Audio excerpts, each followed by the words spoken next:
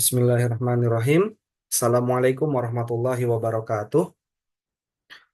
Yang terhormat Bapak dosen pengampu mata kuliah Pendekatan Studi Islam, Bapak Dr. M. Zidni Nafi Hasbi MAG.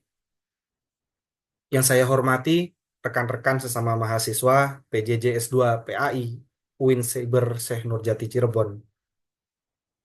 Pada kesempatan kali ini izinkan saya untuk mempresentasikan sebuah judul yaitu Tujuan Studi Islam sebagai Disiplin Keilmuan.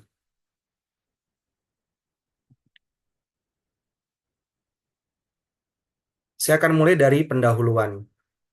Islam memberikan kesempatan secara luas kepada manusia untuk menggunakan akal pikirannya secara maksimal. Untuk memahami Islam secara lebih mendalam, maka muncullah disiplin keilmuan yang disebut sebagai studi Islam.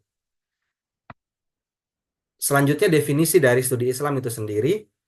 Studi Islam merupakan terjemahan dari kata dirasah Islamiyah dalam bahasa Arab atau dalam kajian di Barat disebut Islamic Studies.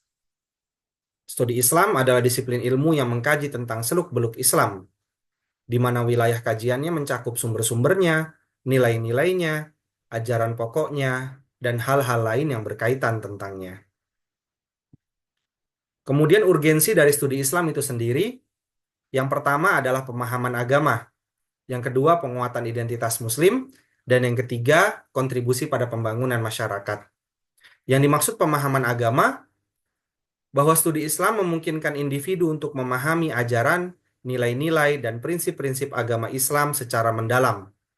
Dalam dunia yang penuh dengan stereotip dan prasangka, pemahaman yang akurat tentang Islam penting untuk memperkuat dialog antar budaya dan mengatasi konflik yang mungkin timbul. Yang kedua, penguatan identitas Muslim. Studi Islam membantu individu Muslim untuk memperkuat identitas agama mereka dan meresapi nilai-nilai moral, etika, dan spiritualitas yang terkandung dalam ajaran Islam. Ini penting dalam menghadapi tantangan identitas dan pengaruh budaya yang seringkali membingungkan di dunia modern. Kemudian, kontribusi pada pembangunan masyarakat yang dimaksud adalah studi Islam memberikan landasan untuk memahami peran agama dalam membentuk masyarakat yang adil dan harmonis. Dengan memahami prinsip-prinsip agama Islam tersebut, maka setiap individu Muslim dapat berkontribusi pada pembangunan masyarakat yang berlandaskan nilai-nilai moral dan kemanusiaan. Kemudian, tujuan dari studi Islam itu sendiri. Yang pertama adalah untuk memahami Al-Quran dan hadis. Bahwa salah satu tujuan utama studi Islam adalah memahami dan menafsirkan teks suci Al-Quran dan hadis Nabi Muhammad SAW. Ini melibatkan studi tentang konteks sejarah, linguistik, dan interpretasi untuk mendapatkan pemahaman yang mendalam tentang pesan-pesan yang terkandung dalam teks-teks tersebut. Kemudian, tujuan berikutnya yaitu untuk menguasai ilmu agama. Bahwa studi Islam juga bertujuan untuk mengembangkan pemahaman yang komprehensif tentang berbagai cabang ilmu agama, termasuk akidah atau teologi, fikih atau hukum Islam, tasawuf atau mistisme Islam, dan sejarah Islam. Ini memungkinkan individu untuk memiliki pemahaman yang lebih luas tentang ajaran dan praktik agama Islam. Berikutnya, tujuannya adalah untuk mempromosikan dialog antar agama. Studi Islam tidak hanya relevan bagi umat Muslim saja, tapi juga penting bagi individu dari berbagai agama dan latar belakang. Tujuan studi Islam adalah untuk mempromosikan dialog dan pemahaman antar umat beragama, menciptakan kerjasama dan toleransi antar budaya dalam masyarakat yang multikultural. Kemudian tujuan selanjutnya adalah membentuk karakter dan spiritualitas.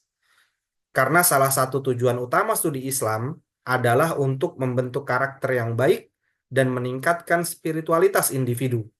Dengan mempelajari nilai-nilai moral, etika, dan prinsip-prinsip spiritual dalam Islam, individu dapat mengembangkan kepribadian yang kuat dan juga bermoral.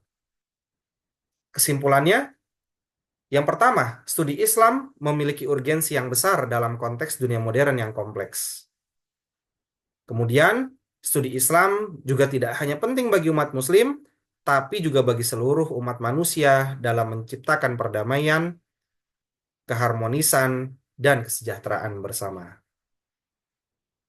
Demikian yang bisa saya sampaikan pada kesempatan kali ini. Terima kasih. Kurang lebihnya mohon maaf. Wabillahi taufiq wal hidayah.